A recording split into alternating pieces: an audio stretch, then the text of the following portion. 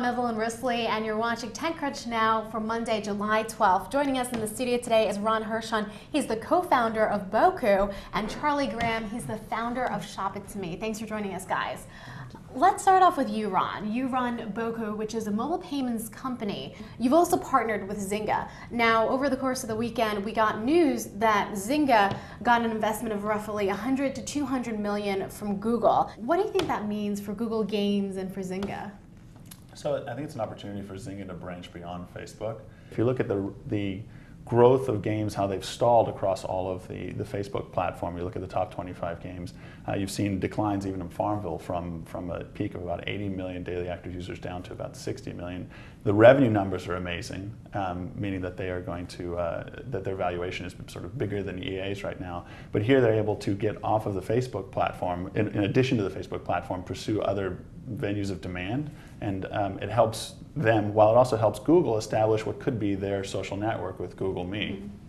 And are you planning a partnership with Google Games? I know they have Google Checkout, but you, of course, deal with the mobile end of that. You know, we hope to partner with all of the top gaming companies, as well as off of gaming. Let's also talk about the trajectory for Zynga. Now, in the first half of this year, they're projected to hit roughly 350 million and then about 1 billion for the entire year.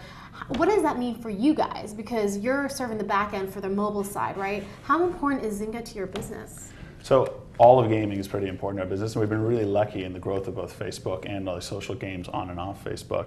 But these numbers are unbelievable. The fact that this company that didn't exist 4 or 5 years ago is now able to have a market cap near sort of $10 billion if you use a 20 multiple on their operating profit is exciting for all of us. And with mobile payments, they end up being in social gaming around 10% of transactions. So we're able to sort of grow as all of these companies grow, so we couldn't be more excited. What is your reaction to the growth of Zynga? Have you played even on Farmville as a just user yourself or on Mafia Wars? So I haven't played either of those games yet, although the reason is if I did, I'd probably be addicted and it would probably take me away from doing work. So I give them a lot of credit. Time's going to tell to see whether or not it's going to continue at the pace that it's going, because it's going at a pace that, it's unsustainable in the long run, but man, it's great right now. Yeah, no, it's certainly great and great for their investors. When it comes to game mechanics, if you could isolate that out, how do you think that's going to affect your own space, retail? How do you see game mechanics being more important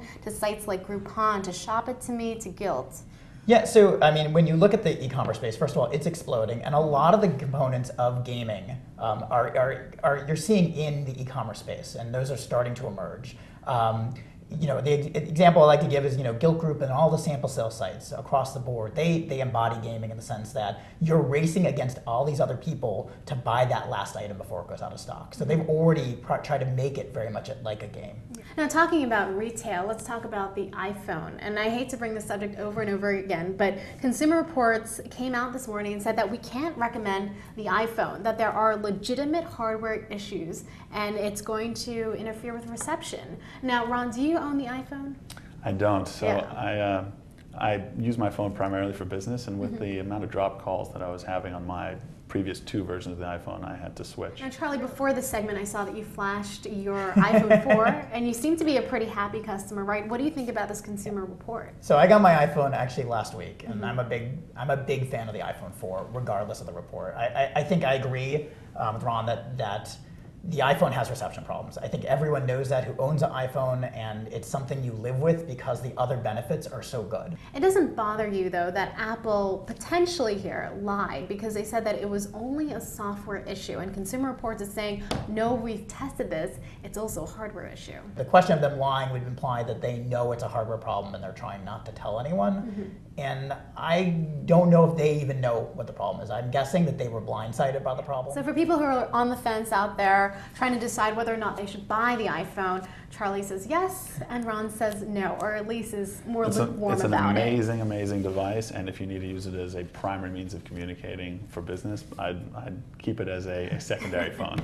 Well, that's the last word. Once again, that's TechCrunch Now. I'm Evelyn Risley, and our guests today have been Ron Hirschhorn, and he is the co-founder of Boku, and Charlie Graham, he is the founder of Shop It To Me. Thanks, guys.